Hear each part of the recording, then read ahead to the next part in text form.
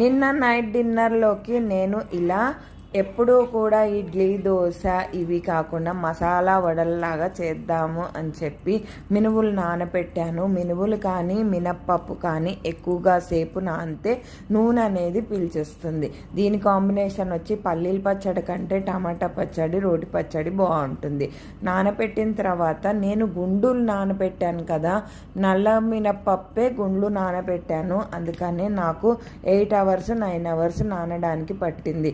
అప్పుడు కూడా పొట్టు సరిగా రాకపోతే ఒకసారి మిక్సీలో పట్టేసి, అంటే ఏదైనా టిప్ ఫాలో అయితే మనం ఈజీగా పని చేసుకోగలుగుతాం కదా, అందుకని ఒకసారి మిక్సీ పట్టంగానే మళ్ళీ నీళ్లు పోసి కడిగితే పొట్టు అంతా వచ్చేసింది.